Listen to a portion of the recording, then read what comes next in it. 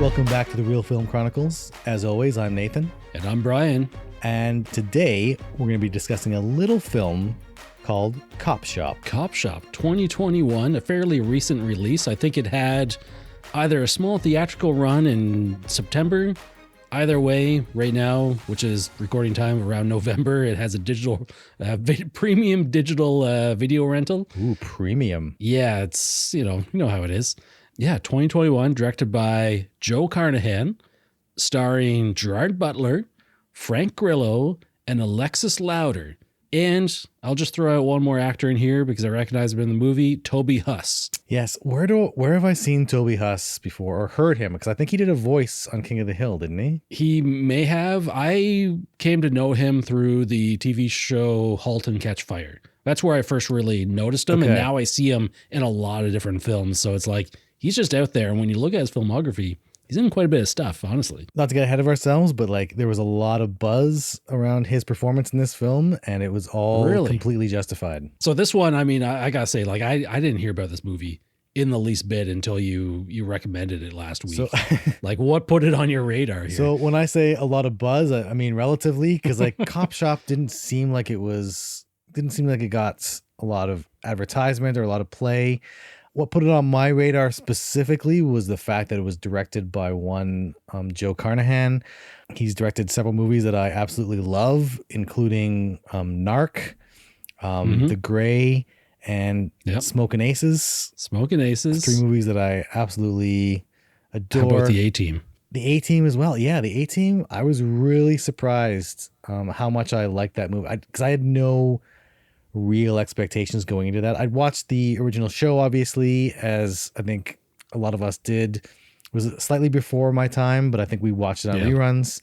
I didn't have really emotional attachment, but the A-Team was a lot of fun. Yeah, I'm surprised there wasn't a sequel or anything to that movie. Like it was a fun movie. It had some good effects, good action scenes, some good talent in there. Maybe it was just too pricey to put together a sequel.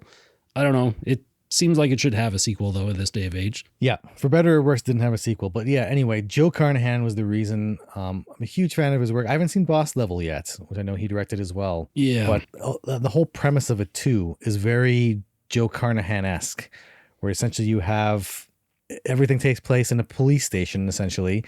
Almost got some very kind of Assault on Precinct 13 kind of vibes. Yeah, you're talking Copshop now here, right? Talking Copshop, yeah. Talking cops, talking shop, talking cop shop. It's like that was a pretty good pun there, Brian. I like that. That's pretty good. This is what the listeners came for. Yeah, but the whole idea of a bunch of cops and criminals, being drawn into this one location and kind of facing off, and different alliances being formed and being broken, never knowing really who to trust and whose motivations to trust. I mean, it's very reminiscent of Smoking Aces. Smoking Aces.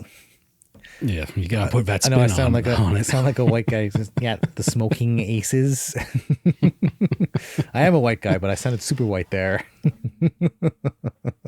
But yeah, so that's what drew my attention. Also, I mean, you look at the cast. I think we talked about in our episode when we talked about Greenland, and Gerard Butler. I don't care what anybody says. I love this guy. I love seeing him in movies. So as soon as he shows up in a movie, I'm going to go out to see this thing. So just all this stuff. I heard that it was just a fun, enjoyable ride. And honestly, sorry to interrupt there, but Frank Grillo, he has a lot of credits under his belt. I wouldn't say he's a top tier actor. He doesn't seem like.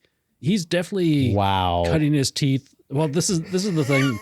In my mind, he's in a lot of smaller roles in some big budget films, but he's also in some larger roles in some lower budget movies that may be construed as like B films, possibly. Dude was Crossbones in the MCU. Yeah, well, that's the thing. It's just like he shows up in the MCU and you're like, oh, I recognize Frank Grillo here from this cheap little sci-fi movie I watched a little while ago. And it's like, I'm glad to see him in these big budget films. Yeah. But the dude definitely pulls his weight wherever he is. And I mean, Copshop is no different, but he has a serious line of good credits and good roles here. That I mean, I see Gerard Butler, I see Frank Grillo, and it's like, oh, this should be interesting film. Yeah, let me jump on the Frank Grillo love train too, because I don't think he gets have at it. I don't think he gets enough recognition. I think that, like you said, like he's doing a lot of like, I think he was in Cosmic Sin, one of those direct to home video Bruce Willis deals now, where he's just like doing it for a quick paycheck. Yeah. But yeah, like I love watching this guy in the movie. He seems like he's really grateful, and he's really like, he's just 100% committed to every did role he he's come in. from like the stunt performer world? Like it feels like he's a very physical actor, and he's in obviously a lot of action films, but I feel like he's out there doing stuff. Yeah, I think he comes from definitely a martial arts background and maybe a stunt background. Yeah. I know one of the first roles I remember seeing him in was in Warrior, where he was the coach. Oh yes. For Joel Edgerton, his character. It was a small supporting role, but even then he stood out to me. Like I loved, he just like seems so like, he seems like a down to earth dude. He seems like he can get like, I don't know, like down and dirty, very gritty kind of thing. Yeah. Whereas like he's doesn't have like the polished edges, and that comes across in his characters. And that's why I love watching this guy work, is like, there's something a little bit rough about him, right? There's something like guys like Frank Grillo and like Joe Bernthal. Like I'd be legitimately scared if I encountered them in a back alley. I think that they could and would legitimately kick my ass. Whereas like other Hollywood stars, I'm pretty sure is like they got stunt guys and they can do some martial arts moves, but like Frank Grillo and Joe Bernthal, like they just look like, if you piss them off, or if you insult their mothers, like they would make you eat a dirt sandwich. That's pretty fair. And Frank is no stranger to working with Joe Carnahan. He was in The Grey. Yeah. He was in Copshop, and he's in Boss Level as well. I think Boss Level, I feel like that came out a little while ago, but I believe it's rated like on Letterboxd here as a 2021 film. It may have been pushed back or something, but regardless, both of these movies are in 2021, and these guys are they're pumping out some quality material. Yeah.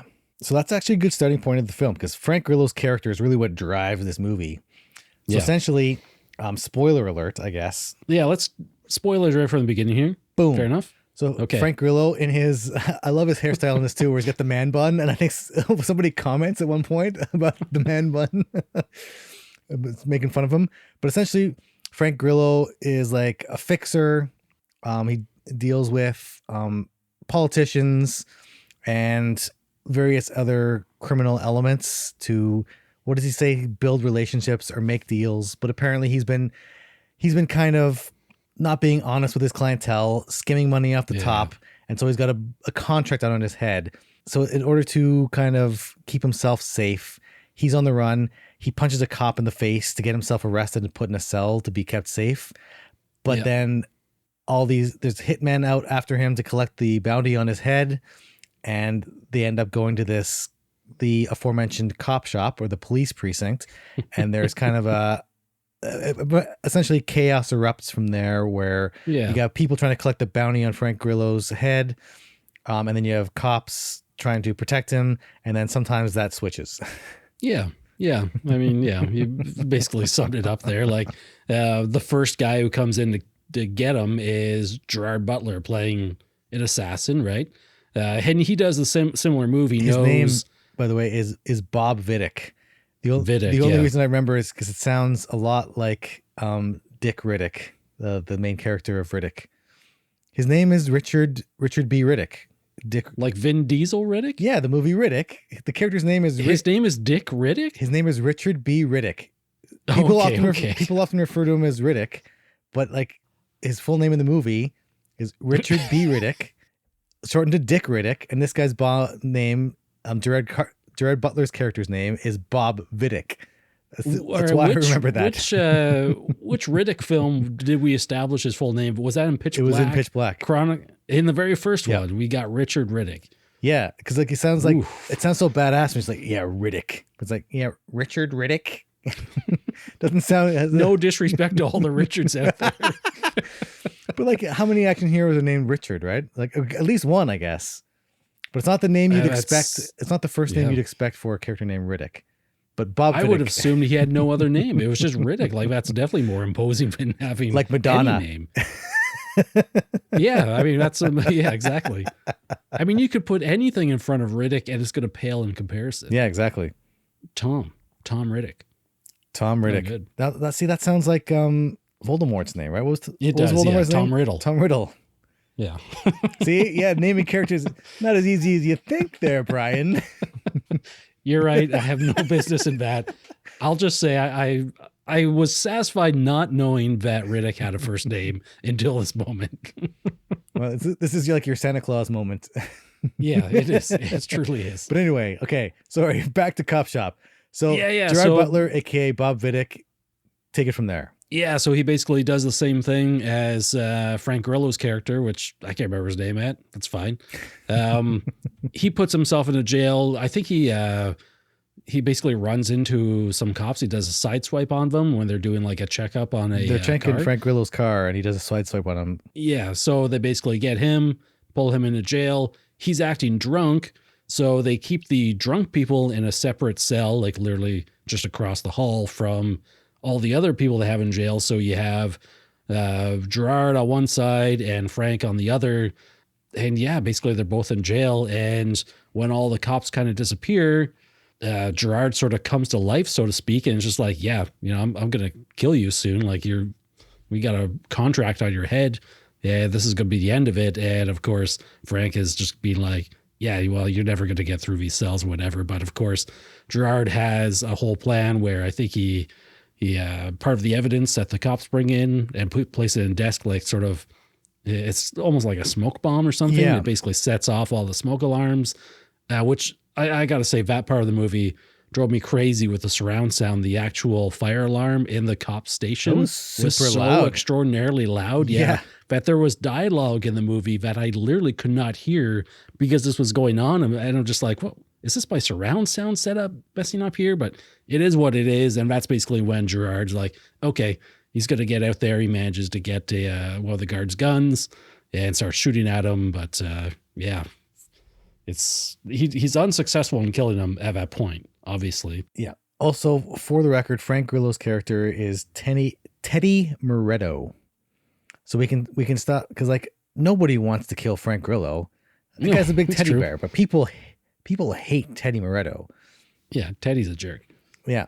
He is pretty slimy in this movie. He is a bit of a slime ball. I like what they did with his character, where it's back and forth. We see like he's kind of sympathetic to some degree, where he's got this backstory where he's got his ex-wife and his kid that he's trying to protect from these hitmen as well, because obviously they've been threatened as a means to try to get to him because he's gone on the run. And he's talking with the police officer, Alexis Young. Who does she play? Alexis Louder? Alexis Louder. Sorry, I was getting the character's name mixed up with the actor. So Alexis Louder, also, I've never seen her before in a movie. No. But she is definitely someone to look out for. I'm going to be keeping an eye out for her because she was great in this. She plays Valerie Young, one of the police officers, and kind of like, I think the main, you might say like the main character or like the main police officer character, because we follow her quite a bit. And she's essentially driving the plot essentially for a lot of this. Yeah. But because she has a lot of interaction there's essentially between Teddy and Valerie and Bob, there's kind of in the holding cells, there's this back and forth going on where she's trying to figure out exactly what's going on, who to trust, if she can trust anybody. And there's a lot of nice kind of character beats there where, I mean, Gerard Butler, I got to give him props after all the kind of chick flicks and romantic comedies he was in for a while, that he's so now dedicated to being like as greasy and dirty as possible in all his movies. Like you look at this, you look at Den of Thieves, even Greenland, where he's like, he wasn't super clean cut, is like, I admire it's almost like this kind of compensation. It's like, I was playing the clean cut, love interest. Now I'm just gonna play like a greasy, bearded, no good low life. It's fantastic.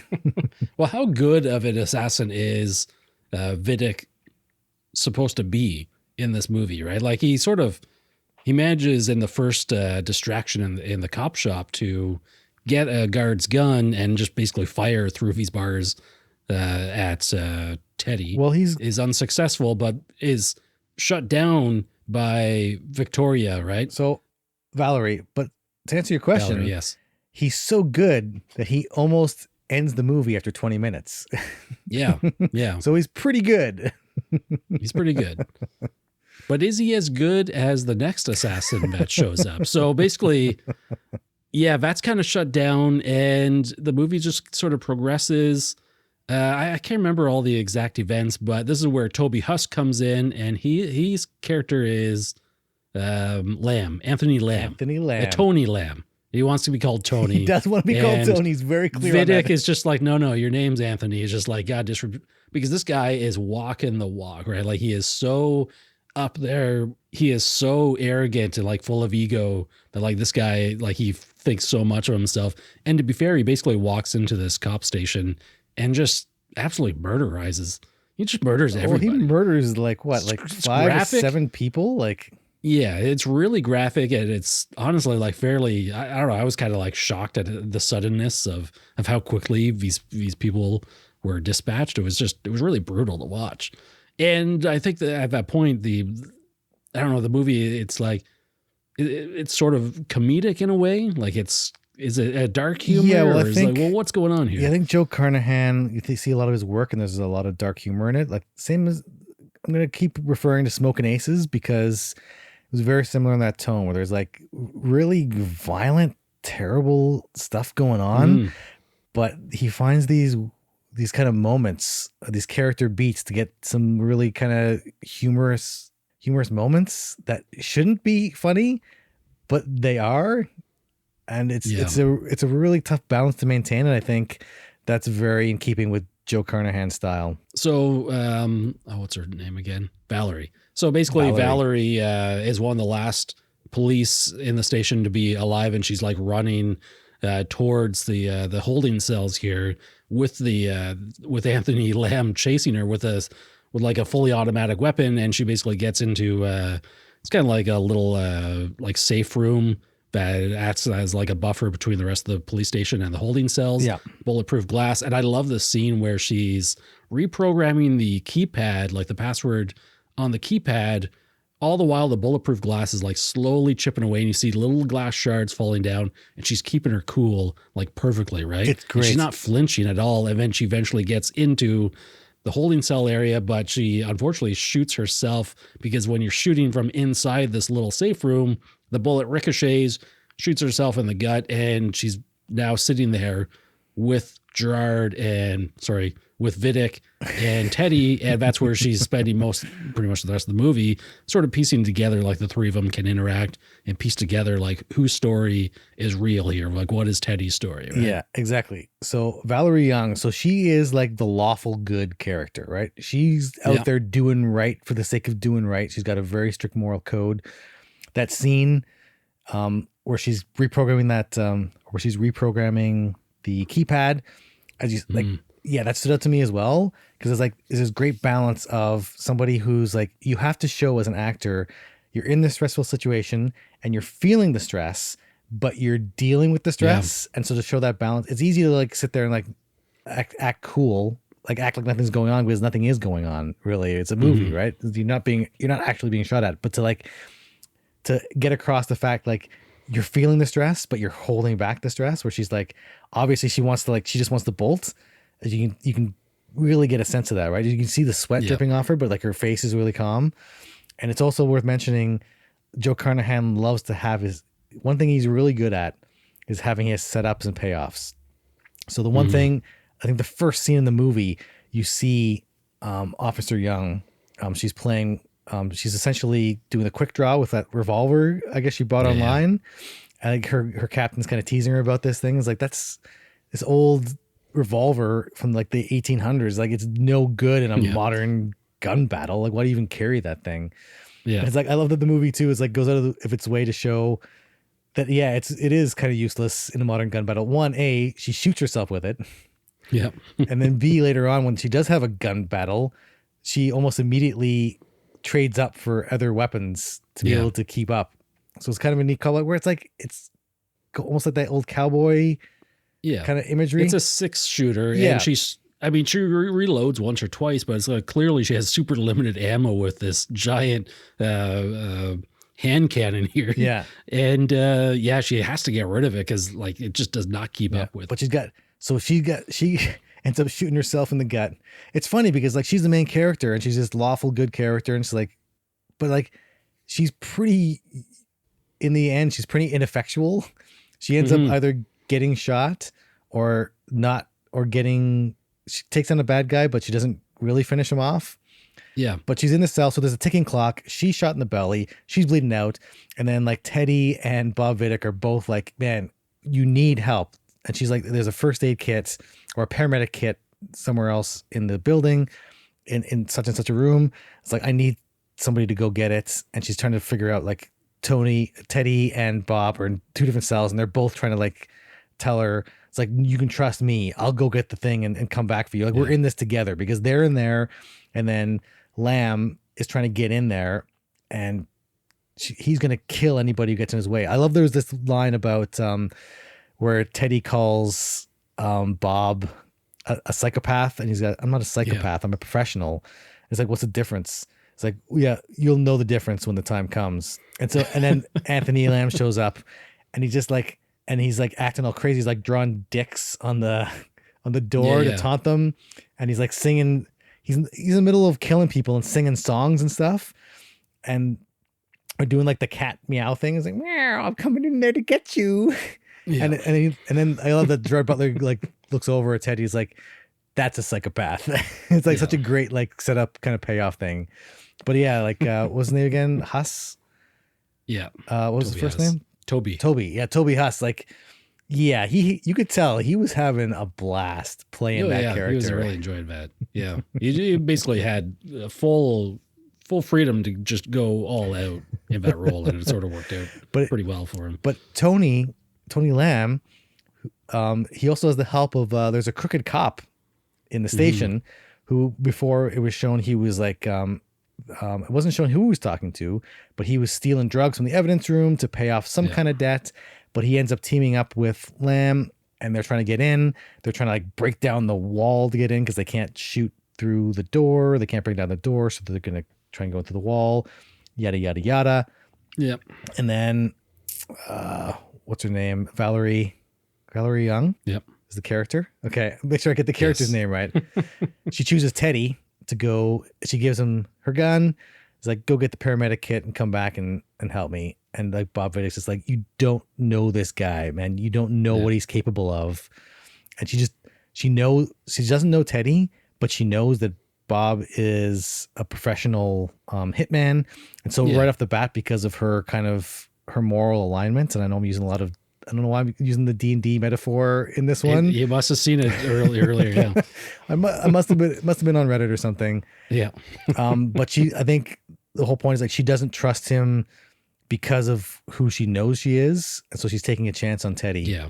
And so Teddy goes because Teddy is supposed to be in like almost like a protective custody. Like we know he's working with the FBI and other law enforcement. Exactly. And it's just like, oh, well, he may be bad, but at least he's trying to turn good, right? Like he's doing something good. But do you trust the rat, Brian? Do you trust the devil you know or the devil you don't? I don't know. What would you have done in that situation? That's a legit good question. Because like I was playing the meta game, right? Because like if Gerard Butler asked me for the gun, it's like, yeah, Gerard Butler and Frank Grillo is like, as much as I love both those guys, like Gerard Butler's getting my gun.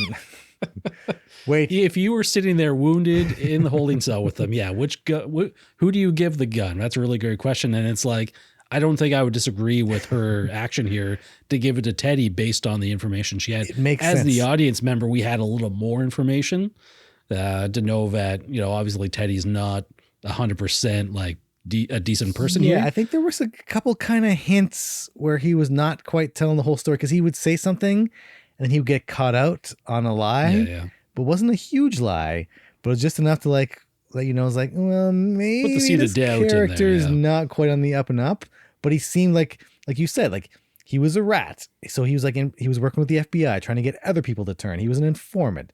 So he was like, he had skin in the game, right? So like from her point of view, it made sense that he was also worried about his family.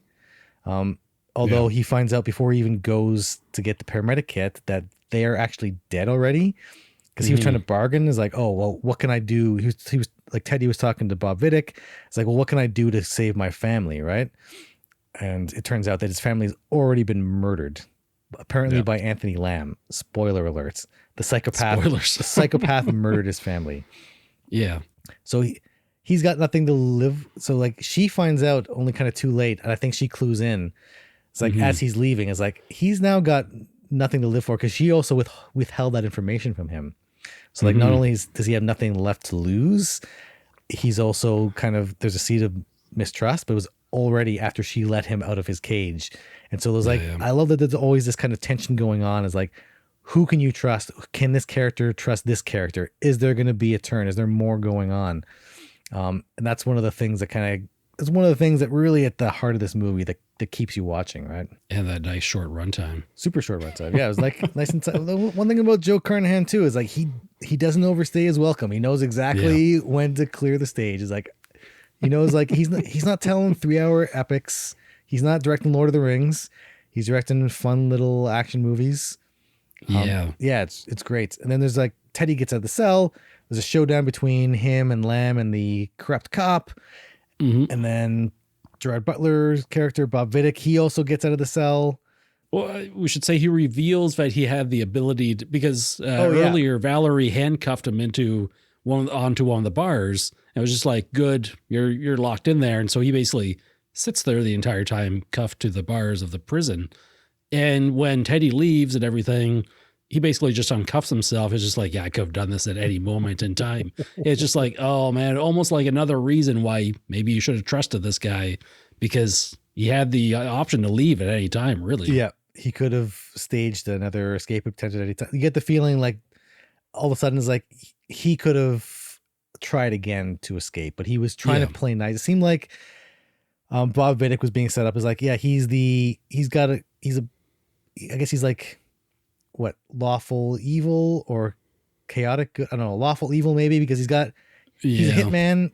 He's beating people to death with their own legs. He's a hitman with some ethics. Like he doesn't want to kill any innocent people or anything, right? Yeah. Like it's just, it's that standard code. Even when Valerie Young, the officer, has the gun pointed at his head, you get the sense that he could have overtaken her if he wanted to, because he was like standing there. Like you looked at him, he was like seeing how to play it. It's like, do I do this and maybe end up killing her in the process? And it seemed like he had some kind of code, whether it was a code that you and I would want to live by, I don't know. Beating people to death with their own severed legs, maybe not the guy you want to hang out with, but maybe the guy you want in your corner in a gunfight, I guess. Yeah, without a doubt. or in a leg fight, maybe. I don't know. A leg fight, maybe. Yeah, maybe. Man. So, and after Teddy has his little shootout and everything, Vidic goes out to get him. Yeah. And during that, it's kind of like a little more of a tense, like cat and mouse thing. They're going through like this very labyrinthine shower situation in the basement of this cop shop. I don't know who designed this locker room and shower, but it seemed like it was like a maze. It seemed like something out of mythology. Show that. Yeah, exactly. It did show that there was some of it under construction, which was probably good because maybe they're gonna redo the shower and locker room here. But basically, the film tries to pull a fast one over you. Teddy and Vidic are sort of talking, and just like, well, I can't remember. Does Vidic want to kill Lamb, or he's going to let Teddy kill Lamb? Yeah. So what happens is like, it's a great moment too. It's like, so Vidic gets the upper hand on Lamb, kind of. So and then Lamb like pulls a knife and stabs him in the hand, and he like kind of looks at him. And there's like a muted reaction. It's like, oh, Anthony, what did you do? It's like almost like he's not feeling the pain, and then he takes it, still sticking out of his hand, and he stabs him with his own knife. And then like a second later, he's like, oh, that's starting to hurt now, and he pulls it out. It's almost like when that first happens, like the adrenaline rush, you don't feel the pain. I was like, that seems like such a kind of true to life kind of thing, where it's like you probably wouldn't feel it the moment it went in, but a couple moments later, you're going to be feeling that.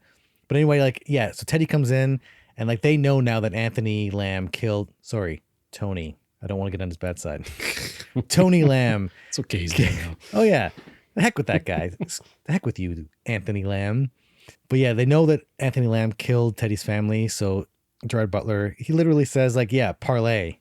He's like, what? Yeah. It's like, like the old pirates, like parlay. It was like, we're just going to have a sit down. It's like, I know that this guy killed your family. So like, let's just like, for a moment, we'll step back. We'll pretend like our situation isn't happening. I'll give you the satisfaction of killing the guy who killed your family. And as he's talking, Teddy picked up this semi-automatic or automatic machine gun, and he shoots Vidic down as he's telling him this. Then he goes over and again brutally murders Anthony Lamb. You see the blood spurt up in the shower, and it's dark, and the shower's going, and there's blood's going, and there's the way that the camera's angled. It's almost like a horror movie the way it's shot. Did you mention that he shoots Vidic? Yeah. Did I just miss that? I just like phased out or something? I thought this is great. Like even Brian doesn't pay attention when I talk. It's like, this bodes well for our listenership. I don't know what's going on here, but I think it was significant because he shoots Vidic, and Vidic like literally in my mind, like comically like flies off screen, and they don't show like the body like they do show Lamb. Like he said, like the amount of graphic like blood and stuff comes out of Lamb there. It's just like, oh, that guy's definitely dead. Oh yeah. Like there's that unwritten cinematic rule that it says if you don't see somebody die on screen, they ain't dead yet. Yeah, well, it's just like it was 100% obvious. It's just like, yeah, Vidic is not dead. Yeah, he'll be coming back. But Teddy, he soldiers on, and he's going to return to Valerie, the cop, and just kind of has like a change of heart. Is maybe thinking about it a little more. He has her gun. He's just like, no, just tosses it away. Oh, it's just like, yeah, let's just set the place on fire now. I don't think he had a change of heart. I think that was his intention. It was always his plan. Yeah. Why did he go back down to the holding cell area? Because he was setting it on fire. Okay. Because he wanted to kill her, so there's no witnesses. It's like he went down there to make sure that she got burned alive first. It almost, yeah. I mean, I don't disagree. It was just the way it was shot. At the moment was like it was like for dramatic effect, where he's walking and you see this change, and you see him like holding the gun, and you see like, oh, he tosses her gun into the garbage can. It's like, oh, Bob Vidic was right. This guy is no good. He's not coming back for her. And he grabs the 2 cans of gasoline that are just sitting there for no reason. It's for all the construction equipment in the basement. Yeah, when you're doing construction and you have cans of gasoline sitting around. Well, they had some heavy machinery down there, right? Because like all they had there was the they had like the sledgehammer. It was the only thing they had to get to the wall. There's no heavy machinery. It's true. Yeah, you're 100% right, because the other guys needed, like, they had to break through a foot of concrete wall, and the best they could find is a sledgehammer. Yeah. Even though there's all this construction with gas. In any event, when he's going back upstairs, surprise, surprise, Valerie is already up there. Is like ready for him. She's got her whole bulletproof vest on and everything. She's got her gun back. And it's just like, she obviously played Left 4 Dead because she got her shot of adrenaline in there to get her. Yes, she mentioned the adrenaline. Yes, yes, 100%. And then basically we have a big old shootout in the cop shop while the place is going up in flames. They get upstairs into the armory, get some better guns, and there's just some madness going on. And I think she says she does manage to call for help. So she's like, people are coming. And of course, the first one on the scene ends up being the corrupt, I want to say FBI. They may not be FBI. Yeah. But the other corrupt cop who was basically burying the evidence of Teddy's story, right? It was just like, oh, there's going to be shootout here. There are FBI agents who were gunned down. She's covering all that stuff up in an unrelated scene from about an hour ago. Yeah. So now she's there, and she's just like, no, I got a shotgun. Bam, shoots Valerie. She's down, but of course she's got the bulletproof vest on, so she's somewhat okay. She's got to be feeling pretty rough. I like too that she didn't just bounce right back up. It was like when she got shot, she was like, she was down for the count. She wasn't getting back up to fight. Like that was it. Like the next shot was going to be death. And then surprise, surprise again, Vidic shoots the corrupt FBI agent lady. And she's down, and it's just like, yeah, this is happening. And then I think he kills Teddy for good at that point, right? He shoots him 4 or 5 times in the face with a shotgun. Yeah. Oh, that's right. Yeah. It was pretty violent. Oh, yeah. Also, he's got the bag with Anthony Lamb's head in it because the head. There's also a contract out on Anthony Lamb's head. So even the hitmen are getting hits put on them. So he's like, Bob Vidic is laughing all the way to the bank. He's got 2 paydays. It's a double payday for him. Yeah, exactly. And Anthony Lamb must have a pretty high payday on his head. Pretty high bounty. Well, I think they said it was only like $60K. So like, oh, that's right. Yeah, maybe that's not a lot. tax free though. It's a lot for Brian, Mr. Moneybags over here. Okay, there's Scrooge McDuck. I'm thinking murder. Oh, it's just it's pocket change. I'm thinking murder costs a lot of money. Like, how much would Teddy's bounty be? 10,000? Well, put 15, it this way: if hitmanning, if assassination paid a lot, you probably wouldn't have a lot of hitmen left because they'd all retire super early. Like if every payday was $1 million. Nobody's going to be around anymore. But if movies have taught me anything, is that they will pull you back in, man. Doesn't matter how much money they have. They pulled John Wick back in. For one last job. For one last Again. job. It's just like John Wick had all the money in the world, and it's like they still made him angry enough to go back in. And then come back in for 3 more sequels. But at least. But yeah, I mean, the money aside, and I think basically Vidic helps her out. Of the police station. It was just like, all right, she's safe now. The first people on the scene are firefighters, of course. And the movie feels like it's wrapping up at that point, but no, Vidic takes take a police car? Or was he take? Yeah, he takes one of the unmarked cop cars, and he makes for the nearest. He's going to Chicago. Yeah. Oh, he's going to Chicago. He's got to go collect his bounty. You can't let this head in the car decompose that much. Bring me the head of Anthony Lamb. Yeah. And then Valerie is being fixed up by the paramedics, and they're like, okay, well, we got to take you to the hospital now. She's like, no, I got work to do. And she basically hijacks the ambulance on the way to the hospital and starts following Vidic. It's just like, this guy's going down now. It's like, there's no, she's like, no, he helped me out a little bit, but he's a criminal. Well, he's getting his justice. I love the fact that at the end, when they're like, it's a split screen and the song comes on and they're both singing that same song. It was the same song that Anthony Lamb had sung earlier. So there was like a discussion about like deja vu, and like somebody said, oh, that deja vu. And then like, Teddy had said, oh, this is deja vu. And then Bob was like, that's not deja vu. And they had gotten this argument about what deja vu was.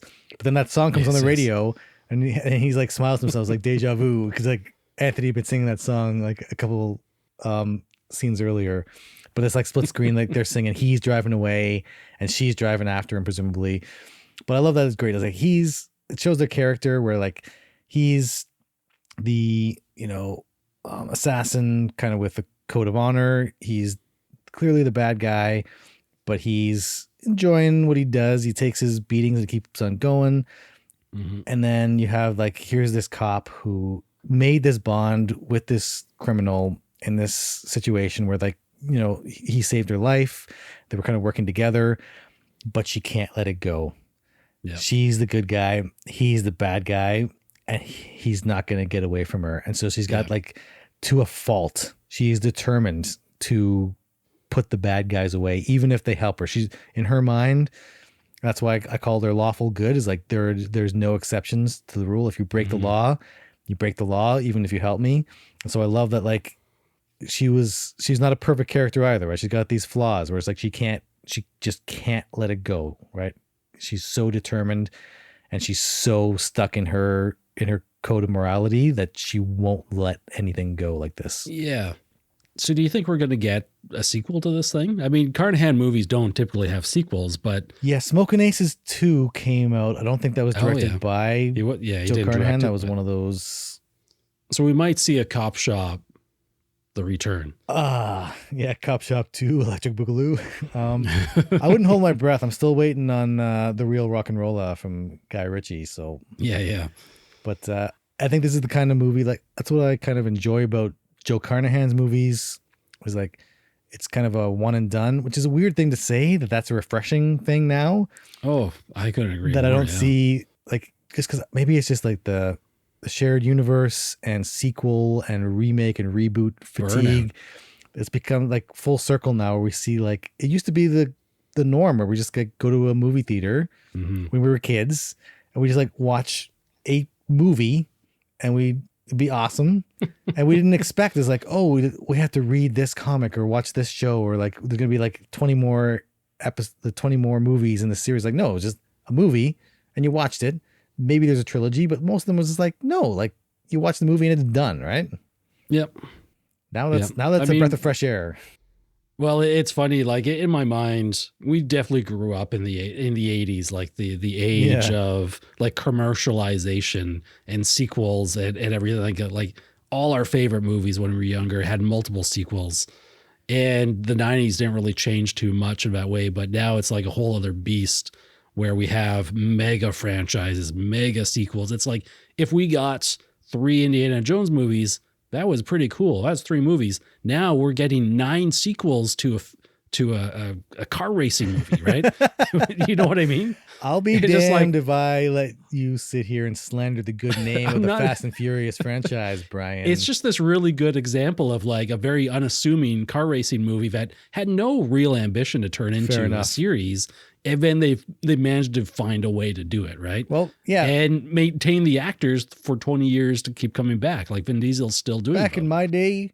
Back in the day, you had one movie or you had a trilogy, and that was it. And that was good enough for us. Honestly, I feel like we did come from an age of trilogies. Indiana Jones. Back to the Future. The Godfather. Yeah. It just seemed like that was the structure. Like it made perfect sense. You got the beginning, middle, and the end. You have your story. You didn't need Godfather Part 4, Episode 6, Volume 2.3. The Return of Sofia Coppola. I don't know. Like you didn't need all that stuff, right? It's like I don't need. And thank goodness Robert Zemeckis. Getting really off on a tangent here, but like they are really sticking to their guns about not having any remakes, reboots, or sequels to the Back to the Future franchise. But yeah, that's what I liked about Copshop. Is just like, yeah, I can watch this, and I can be there for whatever the 90-minute runtime. When it's over, it's over. I don't have to worry about, oh man, Copshop Part 2. Do I have to remember in the first movie, this guy was married to this person, and this guy got a splinter at this person's house, and now they're bonded for life for some reason. I don't know, right? But like, it's nice just like sit back, relax, watch a self-contained narrative. So are you buying this movie on Blu-ray, 4K Ultra HD? Yeah, I will. I'll say, I don't know. Do you want to give our ratings now?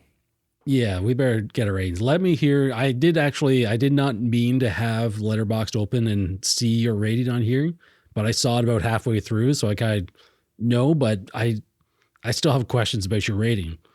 So what did you rate this thing? I was torn between 3 and 3.5 stars. I gave it 3 in the end. I had a lot of fun with this. What brought it down? What brought it down from 3.5? I think there were a couple, it was just a little bit rougher on the edges for some of the character developments. I felt like there were a couple threads that were kind of dropped. I felt like some of the cop characters, they were trying to be developed. I kept comparing it to like Smokin' Aces, where like all these characters were so memorable. Maybe they were a little bit more flamboyant. Copshop felt almost like it was trying to be Smokin' Aces. It had the very kind of Smokin' Aces vibe of like all these disparate characters coming together, fighting this battle and facing off against each other. But it didn't quite work. I think this is the thing. I'm torn because I had a lot of fun watching this. I loved the main characters, the actors, and that's why I was kind of torn. It might go up to 3.5 stars, but right now, like realistically, I think 3 stars it's a solid rating. Like I would happily throw this on again, like a nice Saturday afternoon, just like it's almost like this is like, to me, like comfort food movies, right? Like this is not changing the world. Like for me, like if you look at a movie like The Gray that Joe Carnahan also directed, to me, like that had something really deep and meaningful to say. And like, I'll watch that and I'll have thoughts. I'll have deep thoughts and I'll feel deep feelings. And this one, I'll just be like, yeah, I'm watching a bunch of crazy people kill each other. And that's fun too. It's interesting because for like the past half hour or so, I was expecting, based on the way you were enthusiastically talking about the movie, that this was going to be a rating much higher. And I think I also recently going through some 2021 films and looking at other people's top movies of 2021. I saw this in a few like top 10, top 15 of the year films. I'm thinking, maybe Nathan will hit that as well. And I'm kind of surprised this is down at a 3-star for you, honestly. Yeah, me too. Listen, I love Joe Carnahan. I love his movies. And I had to go with my gut. So what my gut told me. You can't turn away the gut for sure. I totally respect that. All right, well, let's hear yours if you're so I watched this. Yeah, I watched this movie and I came away somewhat disappointed and unimpressed. I thought maybe based on our conversation here is like, oh, I could see it was nice hearing some excitement about it and hearing like the fun you got out of this movie, where I think I saw a lot more like just the movie felt tonally inconsistent. Like the intro scene happened and I'm like, is this going to be a weird sort of comedy film?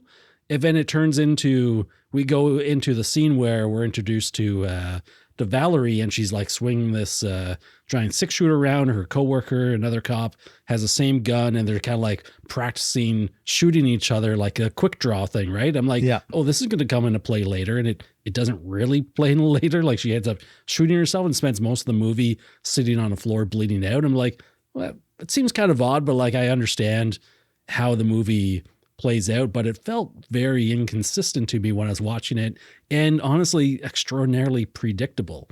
Like I feel like I knew the entire outcome of this movie before. I mean, with every, like there were no hints, there was no subtlety to the movie.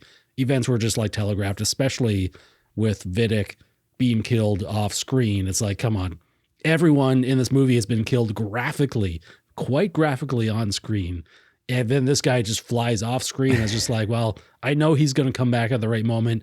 When the other FBI agent, the corrupt one, comes in, it's like, well, this is Vidic's chance to come back right now. And obviously he does, right?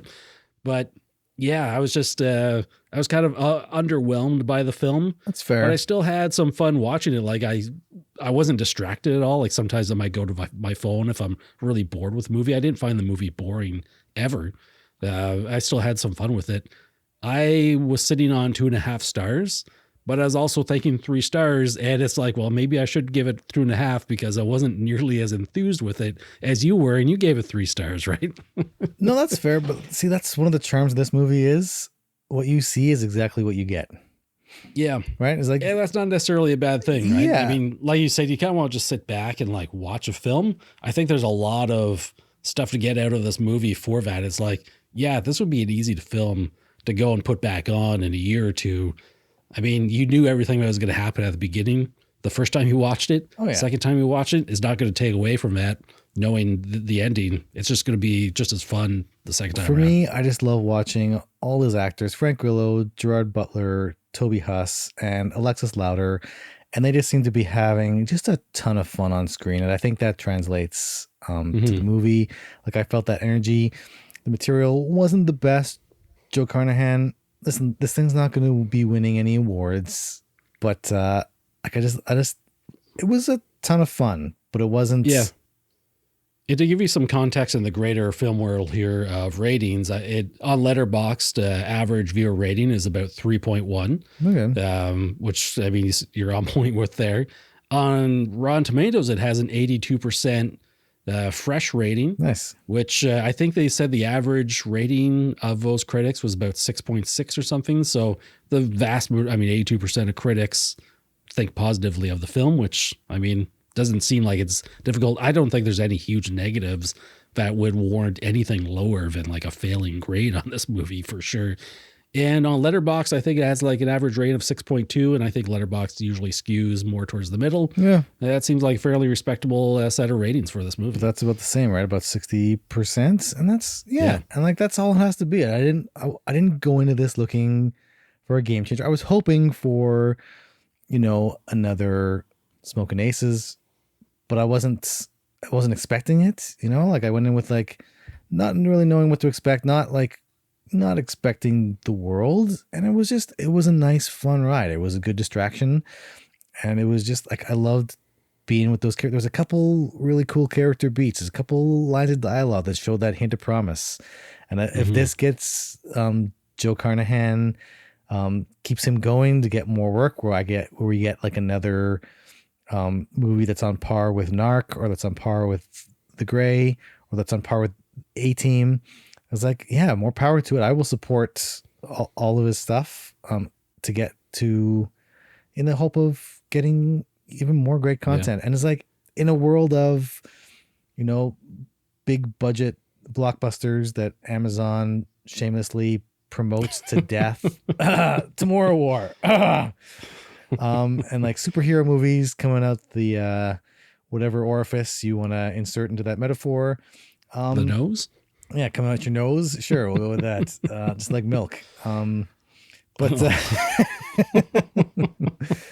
was just, I don't know. It was a nice, refreshing little break. This was like almost like a palate cleanser. It felt right. It was like, you don't have to take things seriously. You don't have to think super hard about it. It's not exploring the depths of what it means to be a human being. Yeah. This is a bunch of people having fun on a movie set and a bunch of crazy characters doing crazy stuff. Yeah. I think this movie also benefited. I believe it was shot during the pandemic, like late 2020. And it seems like it probably had a decent like budget.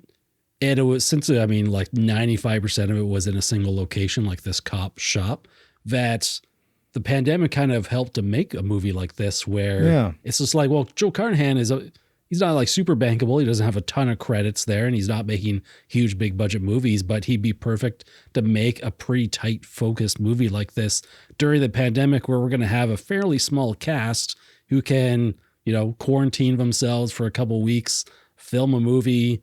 We got some we have some decent sets here with some action.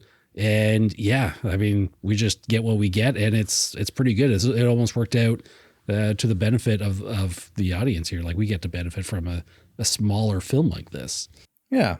And I can't help but wonder as well how difficult it might have been to sort of pitch a cop movie in the post Black Lives Matter and the increased like intolerance for police forces. Like we've seen Brooklyn Nine-Nine basically getting like end of life because it's very difficult to make a funny comedy about police officers now, right? Now Copshop sort of like takes a black police officer, puts her at the focus of this and pits them against like really evil guys. Like Lamb is so comically over the top as an assassin, but there's like legit brutal violence against cops in this movie. And there's some honestly like disturbing stuff where two of the cops come in like halfway through.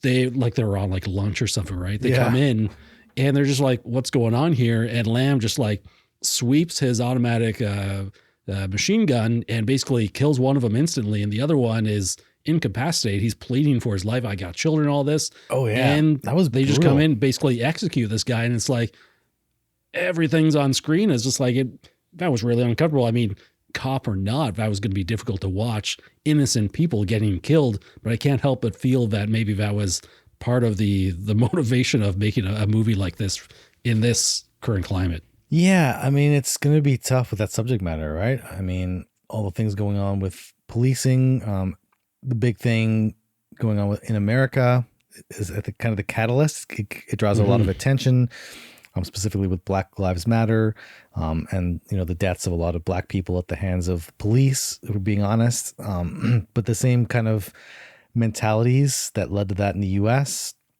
that kind of racial profiling. I mean, it's here in Canada, it's elsewhere in the Western world as well.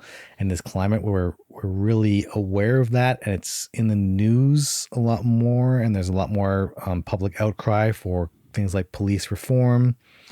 Yeah, and we're maybe the police stock in public opinion is, I mean, it's at an all-time low currently. So anytime you're going to have any subject matter with police, whether you make them the heroes or the villains, you could be seen as pandering to different narratives, and so you have to walk that fine line. And I think Joe Carnahan did a really good job of staying as apolitical as possible. Yeah, where it felt like he wasn't trying to make a commentary one way or the other. I mean, on the one hand, there was kind of, I mean, anytime now, like when you look at police and you automatically think of race. So you see a black police officer, that's going to have certain connotations, right? But I think for a large part, it was just like, these are, here's a bunch of people, a lot of different motivations, some of them hidden, some of them good, some of them bad.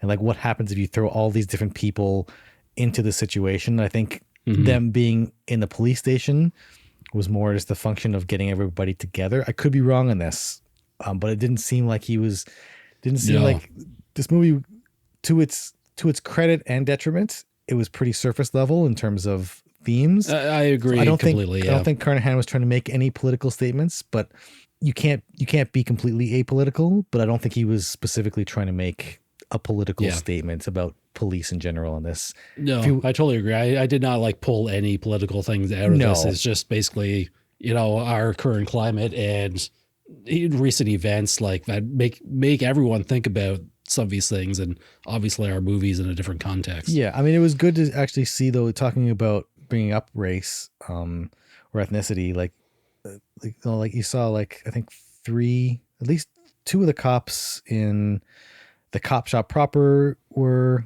black, and then that FBI agent was black. There was, stuff that you probably wouldn't have seen even a couple of years ago, that people just take for granted, is like, oh yeah, there's actually black people and they exist, and we're going to include them in our stories now. As just like, as a matter of course, or not just black people, but non-white people in general. It was nice to see that, in the story there's still quite a few white people, but like the main character could be argued, or one of the main characters was that black cop. But also the chief of police was black as well. And that FBI agent who turned out to be corrupt was black. So it's nice that they're also getting, or it seems like people aren't being stereotyped. Like, just because you're black, you're one of the good guys, or just because you're white, you're one of the bad guys, so like getting that diversity, I think, helps kind of break down those stereotypes as well. But it's nice to see that kind of, you take for granted that, especially as to people who don't know us, I think we mentioned before, just for our perspective, we're both white men. So like, we've never had to really, we've experienced a cushy life of privilege. Yeah. Like, we're especially watching, like, watching movies or experiencing art where we see ourselves reflected, like literally and metaphorically, in the art we produce, knowing now that, like, oh yeah, it is important to, other people, it has an effect, right? If a little kid from a different ethnicity that's not Caucasian, the little black kid or Aboriginal kid or Asian kid, being able to see themselves reflected on screen, that's that has an impact, has a positive impact, being able to see yourself reflected in that art, in your culture, right? So I think, like, just starting to see these things happen just as a matter of course, where it's like, of course we're going to have a cast of not just white people, we're going to have a cast of a bunch of different people, is becoming more and more the norm. I think it's small steps, obviously, but I think these are, positive steps in the right direction. I think that's why it would have been nice to have Valerie in this movie land the killing blow on a couple of these final, like Teddy and the corrupt FBI agent, honestly. But yeah, it is nice to see that, like, she had that passion to keep going, never giving up. Oh yeah, she had the drive. She was going to go the distance. She had the drive, literally, at the end of the movie. She was driving hard. But that's the thing. I love how it was left ambiguous. Like, the ending was ambiguous because, like, she was bleeding out still, right? Yeah. Like, she still had was it like a 44? I think it was a huge slug that she had shot, because he had, like, the old. Because she even specifically goes through, is like, oh yeah, like, he was shooting this thing, is like, oh, it'd be 22s, but like, this is a bullet hole. It's a 44. Is like, oh, I shot myself. Yeah. But like, a 44 is like, that's a much bigger slug than a 22, right? So it's like, that's not insubstantial damage. Plus, she was shot in the chest with a shotgun with a body armor on. It's like, her rib, she's got to have a couple cracked ribs, faux show. Oh yeah, no, she'll need some help later on. Yeah, and so patch her up. So she might bleed out and die before she even gets to our buddy there. We might find out it's in some sequel. She'll just stop in somewhere, get patched up, bam, keep on trucking. Give me that shot of adrenaline, kill some zombies. More adrenaline. That'd be kind of cool. It'll be interesting to see Pills here. Joe Carnahan. Let's see Joe Carnahan direct a zombie flick. We get like a bunch. He needs to direct some more stuff. That'd be cool. Is like you get a bunch of people because like his thing is like bringing a bunch of different people who probably shouldn't get along or wouldn't get along, putting them in a situation that kind of forces them to have to work together, or at least work in kind of parallel towards a common goal. But then like still having those motivations where like, are they going to double cross each other? When are they going to double cross each other? That would go great with a zombie flick, I think. Without a doubt. Anything else to add to Copshop 2021? Yes. Go get yourself arrested. Get in that cop shop with Joe Carnahan and his fellow cop shopites. Go watch this movie. It's a fun time. You're gonna have fun with Copshop. I guarantee. Sounds good, man. I'm probably gonna cut half this out, so it doesn't matter. I just gave you like 3 different endings. Check out Copshop. It's a good movie. No, check out Copshop. Have a Rune Tune good time. No, check out Copshop. It's a nice, quick, easy. Copshop is a movie that came out in 2021. It came out in 2021. There are actors in it. Yes. There's music. Copshop is definitely one of the movies that came out in 2021. It has actors, cinematography, and music. Definitely check out this film. And guns. There's lots of guns, lots of violence. People get shot. That's one of the things I saw online. It was just like, oh, it's nonstop action. I was like, was it nonstop action? I'm not sure. Really? Really, was it? Is it? I've seen more action. You know, it has your action per capita. You can cobble something together for the ending there, right? God, I hope so. We did 5 different endings. You can pick one.